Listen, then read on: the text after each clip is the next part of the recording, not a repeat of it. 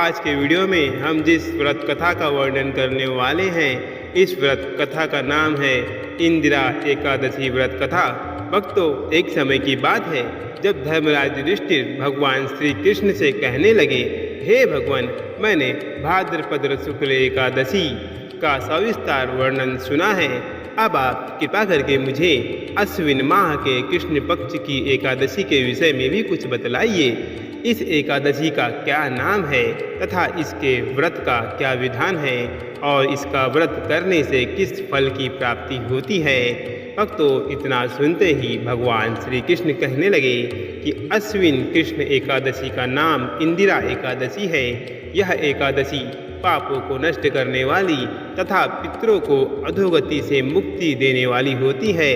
इस एकादशी से संबंधित जो कथा प्रचलित है उसे मैं तुम्हें सुनाता हूँ। श्रद्धा पूर्वक इस कथा का श्रवण करो। भगवान श्री कृष्ण ने कथा आरंभ की। प्राचीन काल में सतयुग में एक महिष्मती नामक नगरी, जिस पर इंद्रसेन नाम का राजा राज्य करता था। वह राजा बड़ा ही दयालु व प्रतापी था, जिस कारण उसे किसी भी वस्तु की कमी नहीं थी और उसकी प्रजा भी बहुत सुखपूर्वक जीवन व्यतीत कर रही थी। एक दिन राजा अपने दरबार में बैठा हुआ था तो उस समय देवर्षि नारद वहां आ पहुँचे।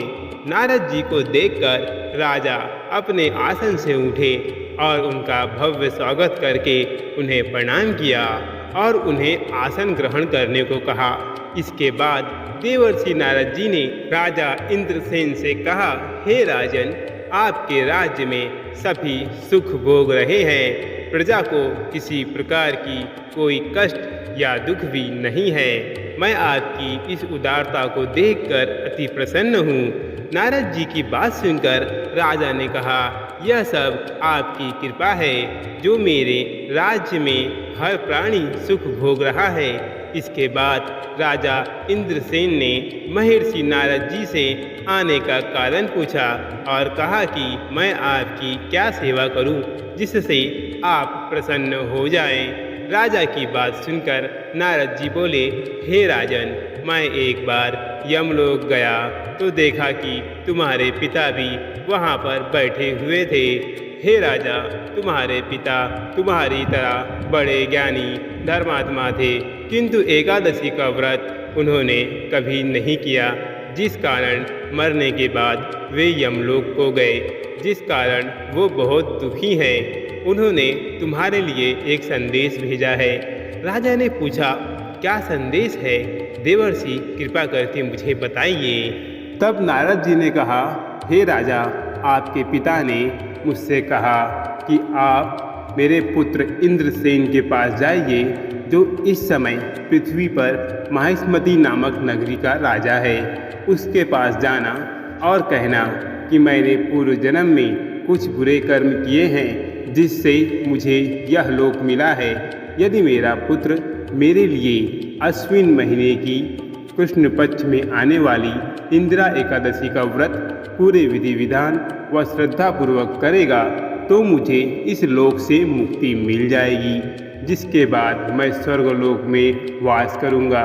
यह सुनकर राजा ने देवर्षि नारद जी से पूछा कि कृपा करके आप मुझे इंदिरा एकादशी का व्रत का विधान बताएं, जिससे मेरे पिताजी को स्वर्गलोक प्राप्त हो। नारद जी ने कहा, इस व्रत के लिए तुम दशमी के दिन प्रातः जल्दी उठकर स्नान आदि से मुक्त होकर किसी नदी पर अपने पितरों के नाम का श्राद्ध करें और रात्रि को पृथ्वी पर शयन करें। जिसके बाद एकादशी वाले दिन प्रातःकाल जल्दी उठकर सूर्य भगवान को पानी चढ़ाने के साथ एक लोटे में जल, धूप, दीप, पुष्प आदि डालकर भगवान विष्णु जी को भी जल चढ़ाएं और इस व्रत का संकल्प ले कि आज मैं पूरे दिन निराहार व्रत करूंगा और सभी भोगों का त्याग करूंगा।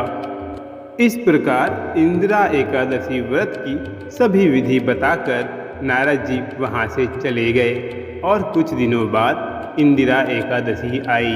राजा ने इस एकादशी का व्रत किया और पूरे विधि विधान से श्रद्धा भाव से पूजा अर्चना की और अपने पिता के नाम का श्राद्ध किया तथा दूसरे दिन ब्राह्मणों को भोजन करवाकर दान दक्षिणा देकर उन्हें विदा किया। उसके बाद स्वयं राजा ने भी भोजन किया। राजा इंद्रसेन के इंदिरा एकादशी के व्रत के प्रभाव से उसके पिता को यमलोक से मुक्ति मिल गई और वे सदा के लिए स्वर्गलोक चले गए। अब भगवान श्री कृष्ण ने युधिष्ठिर से कहा, हे युधिष्ठिर, यह इंदिरा एकादशी के व्रत का महात्म्य मैंने तुमसे कहा है।